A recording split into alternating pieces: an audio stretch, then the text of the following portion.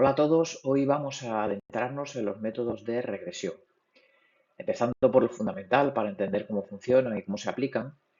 Hablaremos de las diferencias entre clasificación y regresión y exploraremos en detalle los objetivos, las etapas de análisis de los modelos de regresión. Para comenzar, ya sabemos que hay muchos modelos que se ajustan a diferentes tipos de problemas. Son habituales los modelos de regresión lineal, logística, regresión simple multinomial y también otros más avanzados como pueden ser los modelos de Support Vector Machine o de redes neuronales, entre otros. Como podéis ver en la tabla, los modelos de regresión tienen casos de uso habituales, por ejemplo, en previsión de ventas, en evaluación de inversiones, en predicción de precios de acciones o predicción de precio de viviendas. Dada la importancia y la simplicidad de los modelos de regresión, a continuación profundizaremos un poco más en estos modelos concretamente. Cuando hablamos de aprendizaje supervisado, nos referimos a dos tipos de problemas, la clasificación y la regresión. La distinción entre ambos es simple y ya la hemos comentado anteriormente. La clasificación se utiliza cuando la variable que queremos predecir es categórica. Uno de los resultados principales es el porcentaje de casos correctamente clasificados. Esta sería una medida para ver si el modelo es bueno. La regresión, por su parte, se usa cuando la variable objetivo es numérica, es cuantitativa, continua. Una forma de comparar modelos es con el error que cometemos a la hora de dar una estimación respecto al valor real siempre. Este error se conoce como error cuadrático medio o también se utiliza la raíz cuadrada de este error cuadrático medio, RSM, que se suele llamar. Esta presentación se centrará en la regresión específicamente de estas dos que hemos dicho, entre clasificación y regresión. Bueno, pues nos centraremos en regresión y en cómo podemos predecir un valor numérico a partir de uno o varios atributos. Los métodos de regresión nos ayudan a modelar y comprender la relación entre una variable dependiente, solemos llamarla I, y una o más variables independientes. La estructura básica de la regresión nos permite predecir el valor de la variable I a partir de variables explicativas o independientes como x1, x2 o xn. Algunos ejemplos pueden ser predecir el número de transmisores integrados en un chip, predecir el consumo de un vehículo en función de sus características o predecir la probabilidad de fallo de un sistema de combustión en una lanzadera espacial. Veis que hay problemas desde muy sencillos hasta algunos muy complejos. Los modelos de regresión tienen como objetivo general caracterizar la relación estadística de la variable respuesta y target con las explicativas X, como hemos dicho. A partir de esto se pueden resolver dos problemas. Por una parte, vamos a poder predecir el valor de I basándonos en X. Por ejemplo, usar el tamaño, número de habitaciones, número de baños, intensidad de luz que recibe, situación y orientación de una casa para predecir el valor del precio. En segundo lugar, también podemos utilizarlo para entender cómo cambia el valor de I, en el ejemplo anterior, cómo cambia el precio, cuando varía alguna de las variables X. Por ejemplo, pues cómo varía el precio cuando aumentamos una habitación. Esto es útil para identificar qué variables tienen un impacto más importante o significativo en la variable objetivo. Algunos ejemplos de esto pueden ser pues, optimizar la cadena de suministro prediciendo la demanda de productos con una precisión del 90%. Reducir el fraude en transacciones online en un 30% mediante la detección temprana. Mejorar la eficiencia energética de nuestras fábricas en un 20% utilizando modelos predictivos de consumo. Estos son simplemente algunos ejemplos y para conseguir estos objetivos empleamos modelos matemáticos como el que os muestro en esta diapositiva y que nos permiten aproximar de manera precisa el valor de la variable objetivo o target. También se muestra en esta diapositiva un gráfico que nos permite ver todos los puntos en un gráfico de dispersión y cómo quedaría un ajuste lineal sobre esos puntos. Con este tipo de gráficos también podemos ver si ese ajuste que hacemos es adecuado o no. Vamos a ver a continuación las 6 etapas o los 6 pasos que solemos utilizar cuando construimos un modelo de regresión. Para construir un modelo efectivo de regresión, seguimos estas etapas que llamamos de análisis. Nos permiten garantizar que el modelo es adecuado y que interpreta correctamente los datos. Vamos a estudiar, como hemos dicho, 6 pasos que están involucrados en el modelo de regresión, ilustrándolos con un conjunto de datos que en este caso he seleccionado uno que ofrece R, para que todos lo tengamos disponible, ya que R es un software libre, y que analiza la autonomía de diferentes modelos de coches en base a diferentes variables. Estos datos, al tratarlos ya directamente desde la base de datos de R, pues vienen perfectamente preparados para analizar lo que nos ahorra una gran cantidad de tiempo. Si recordáis, en un vídeo anterior os dije que aproximadamente el 80% del tiempo lo dedicamos a depurar estos datos, a limpiarlos, a normalizarlos, a estudiar si hay valores anómalos o atípicos, bueno, pues a realizar ciertas correcciones que nos permitan luego adecuarlo al modelo que queremos preparar. Bueno, en este caso, como decía, es un conjunto de datos de autonomía de coches en los que aquí os muestro algunas de las variables. Hay algunas más, pero bueno, pues he dejado aquí solamente algunas para poder analizarlas. Entre ellas tenemos las millas que recorre por cada galón de gasolina, bueno, de combustible, el número de cilindros que tiene el coche, eh, los centímetros cúbicos, los caballos que tiene el coche, la relación del eje, que es ese draft, el peso en miles de libras y la aceleración también en cuánto tarda en recorrer un cuarto de milla desde que está parado. Bueno, pues con esto iremos viendo a continuación cada uno de los pasos que vamos a ir realizando para hacer el modelo de regresión. El primer paso de todos es el análisis exploratorio de los datos, o EDA.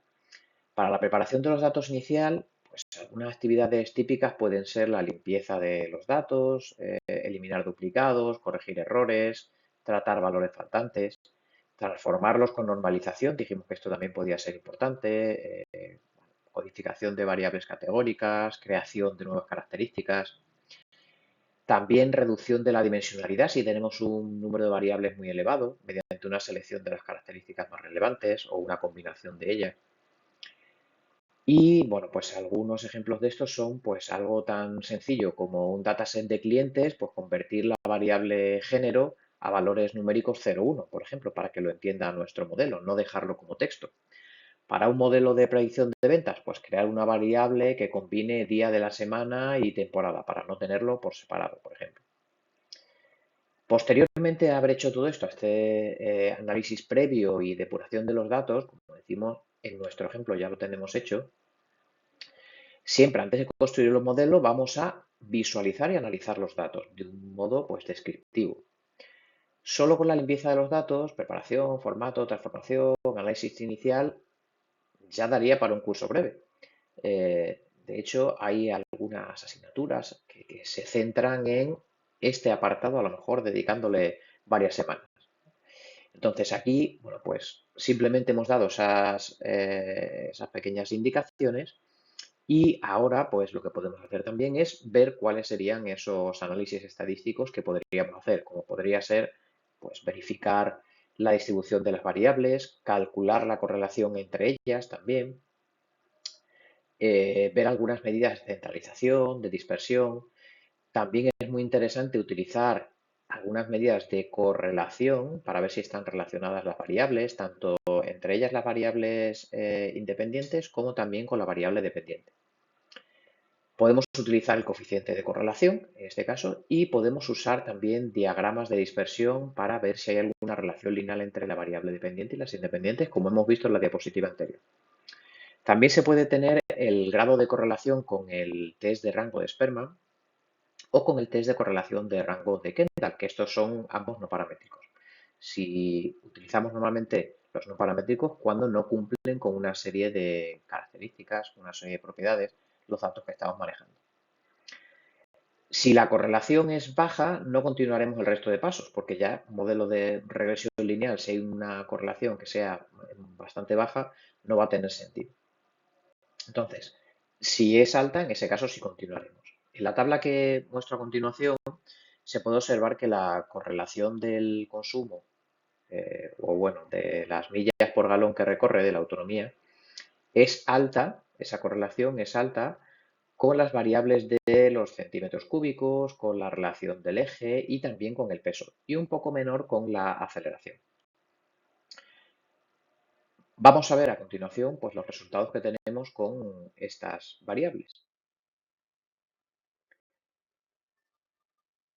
También podemos utilizar un gráfico que incluye tanto la dispersión de cada par de variables como también algunas de las medidas anteriores que hemos dicho. Aquí aparece este gráfico que combina todo y con estos resultados parecería adecuado, con los datos que tenemos, parecería adecuado intentar un modelo de regresión. Parece que, bueno, pues las variables se pueden ajustar, a esas nubes de puntos que tenemos o gráficos de dispersión parece que se ajustan de forma lineal al compararlos con la I, que sería en nuestro caso las millas por galón, y además los coeficientes de correlación son altos. Entonces, parece adecuado intentar un modelo de regresión. El ajuste que vamos a hacer a continuación se realiza para estimar los coeficientes del modelo de regresión, es decir, para poder calcular esa ecuación que relacione la variable y con las variables x, variable o variables x.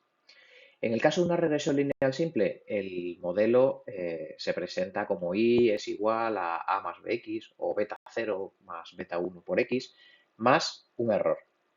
Lo teníamos también este en la diapositiva anterior.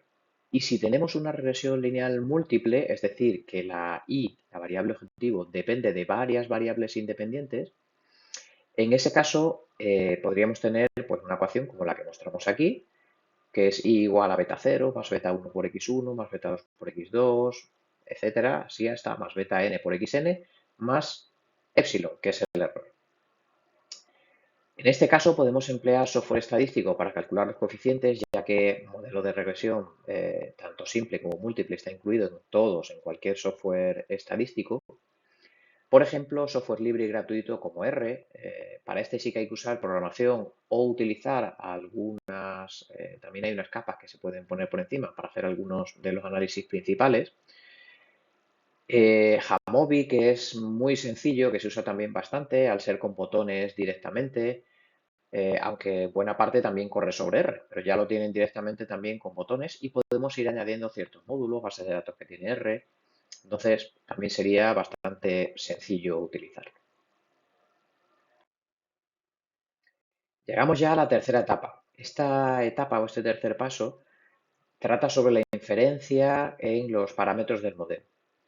Como hemos dicho antes, con esa ecuación que relacionamos la y con las x, la variable dependiente con las independientes, necesitamos estimar una serie de parámetros que son beta 0, beta 1, beta 2, así hasta beta n, en función de las variables explicativas que tengamos.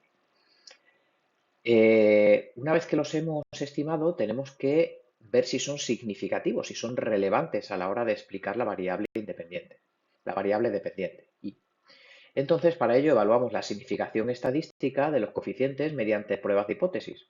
Se calcula con el test de Fisher, en este caso. Un p-valor pequeño, menor que 0,05, indica que la variable tiene un impacto significativo sobre la variable dependiente y. Este análisis nos va a ayudar a decidir si mantenemos o no cada variable explicativa en el modelo. Como se observa en la tabla que tenemos en esta diapositiva, tenemos por un lado la columna de estimador. Esta tabla se ha hecho con el software Jamovi que mencionaba anteriormente.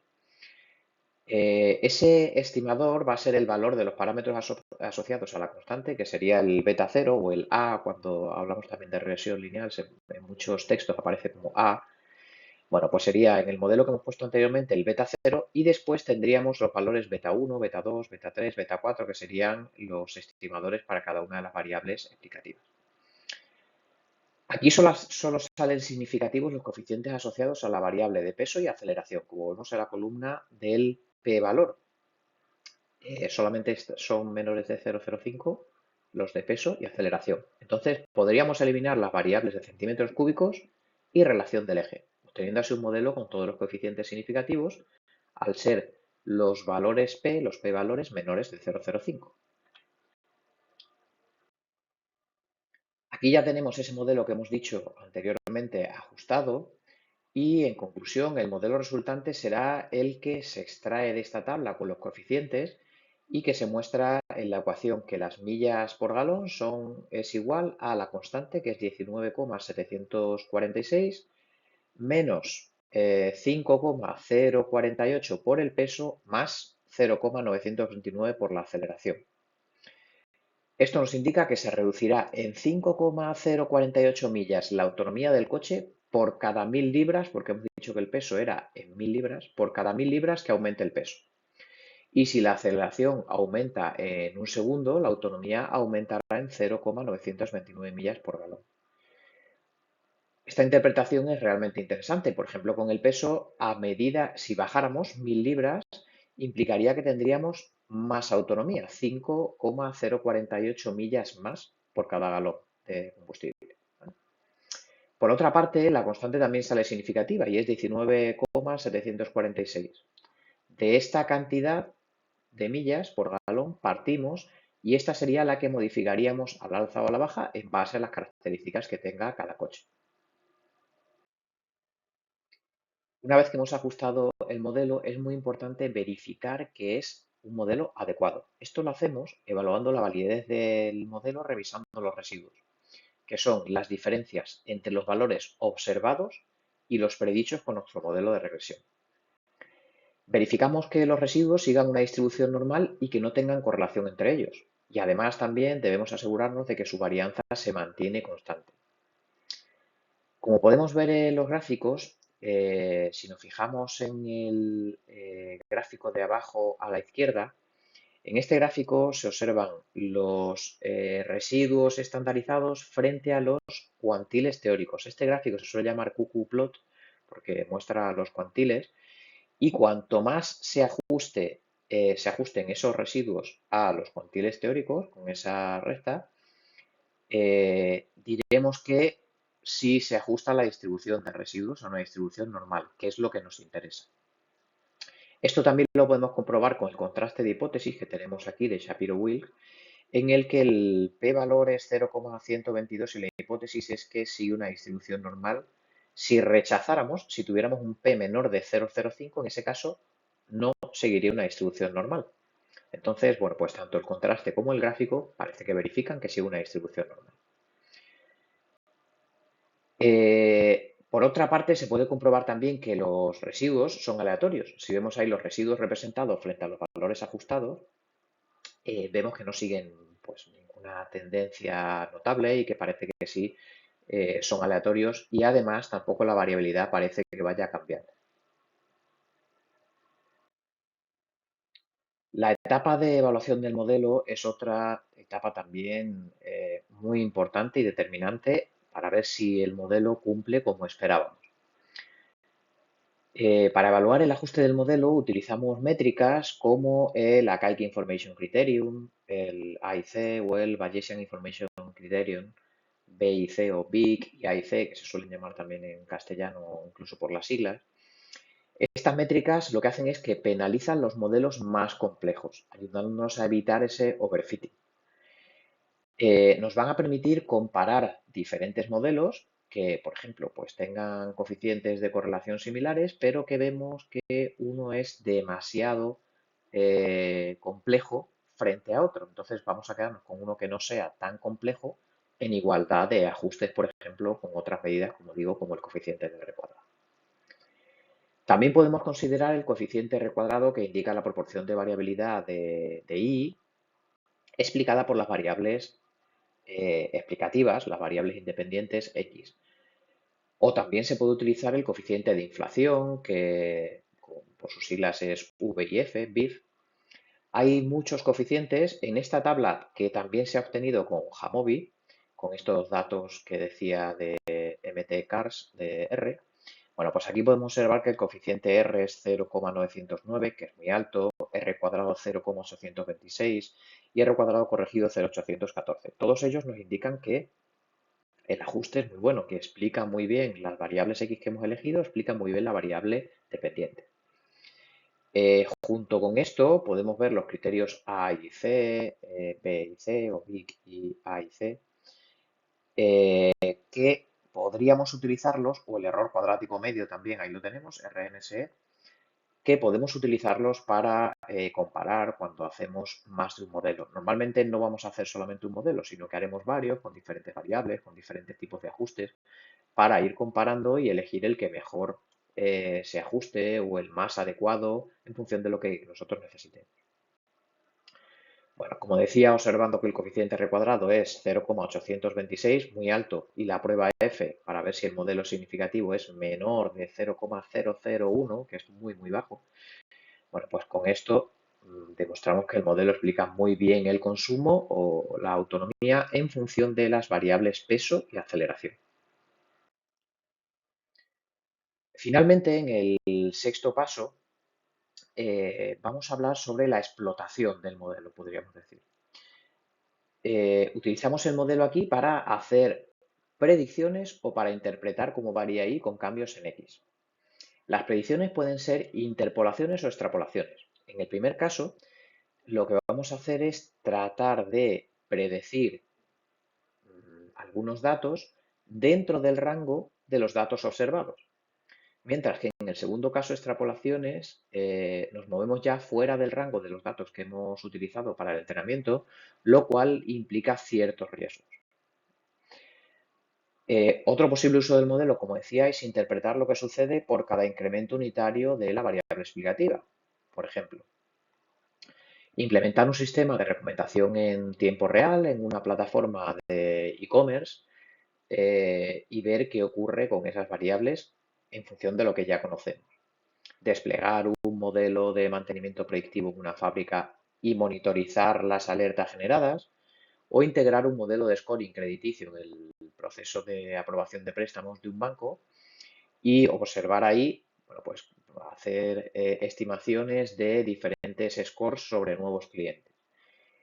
En todos ellos, como decía, si hacemos interpolaciones, estaremos dentro de los valores que ya teníamos de las variables que hemos estudiado. Si hacemos extrapolaciones, tendrá cierto riesgo y bueno, pues conllevará un análisis posterior también cuando vayamos obteniendo resultados que puede ser también más profundo.